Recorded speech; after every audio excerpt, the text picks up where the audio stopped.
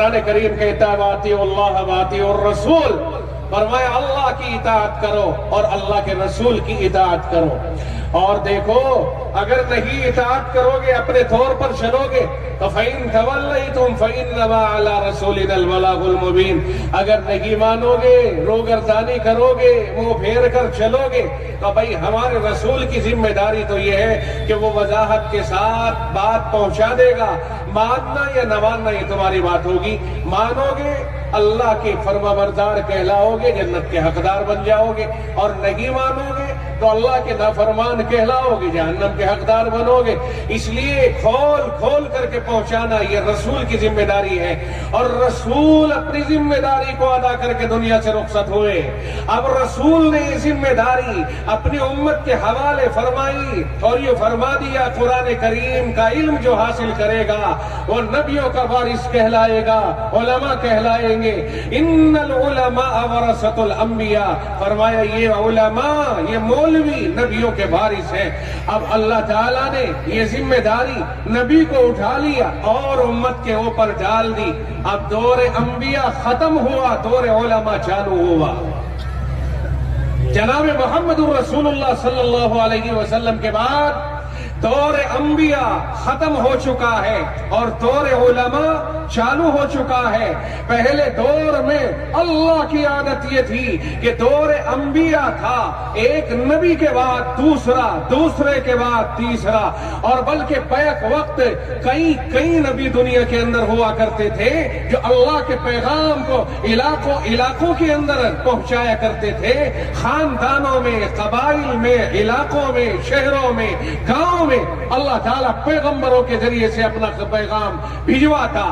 اور اس کے بعد آخری رسول جناب محمد الرسول اللہ صلی اللہ علیہ وسلم پہ آ کے نبوت کا دروازہ بند کر دیا، اور یہ ذمہ داری کہا نبوت کا دروازہ تو بند ہو رہا ہے لیکن کام بند نہیں ہو رہا ہے، کام چالو رہے گا، کام اس طرح جاری رہے گا کہ جو دین سیکھنے والے علماء ہیں ان کے ذمے ہیں کہ وہ ساری دنیا کے اندر چل پھر کر کے اس دین کو پھیلائے اور کونے کونے میں دنیا کے اس دین کو لے کر کے چلے جائے۔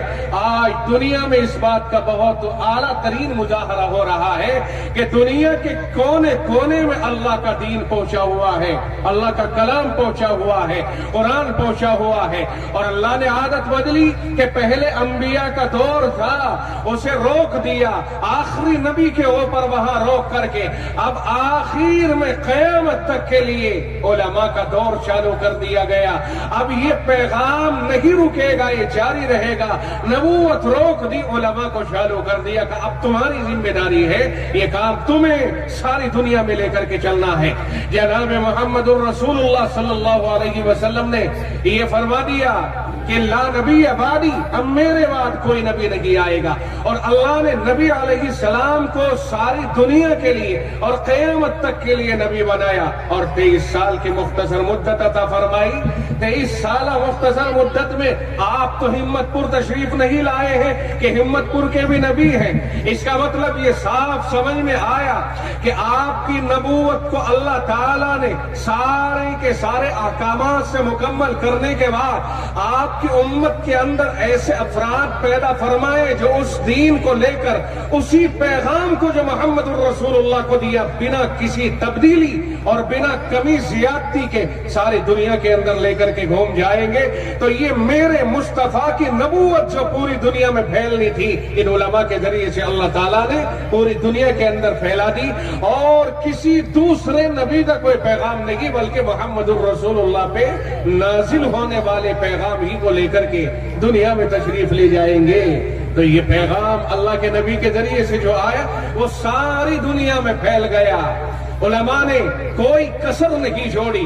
سب سے پہلے نبی کے صحابہ، اللہ تعالیٰ نے ایسے افراد ڈائریکٹ اپنے حبیب کو عطا فرمائے جو عظیمت پسند اور ایک ایک بات کو دیانت داری، امانت داری اور ایمانداری کے ساتھ نبی سے حاصل کر کے اور اپنی جان پر کھیل کر پوری دنیا میں پہنچانے کے عزم کے ساتھ نکل گئے۔ انہوں نے دنیا کی کمان کی اور دنیا کی رہبری کی۔ دنیا سے شر اور فساد کو مٹایا، امن و امان کو دنیا میں پھیلایا۔ یہ جناب محمد الرسول اللہ صلی اللہ علیہ وسلم کے جو ساتھی تھے، جو صحابہ تھے، اللہ نے ان کے ذریعے سے ساری دنیا میں رسول اللہ کا پیغام پہنچا دیا۔ جو بات آپ نے ارشاد فرمائی، ایک ایک بات ایمانداری کے ساتھ، ایک ایک بات دیانت داری کے ساتھ، پوری ذمہ داری کے ساتھ پوری امت کے لیے صحابہ کرام نے اکٹھی کر کے پھیلائی اور کوئی کسر نہیں چھوڑی۔ قرآن کریم شروع سے لے کر کے آخر تک پوری دیانت داری کے ساتھ صحابہ نے رسول اللہ سے لیا اور امت کو عطا کیا، اور زندگی بھر رسول اللہ سے حدیثیں لی اور امت کو عطا فرمائی ہے۔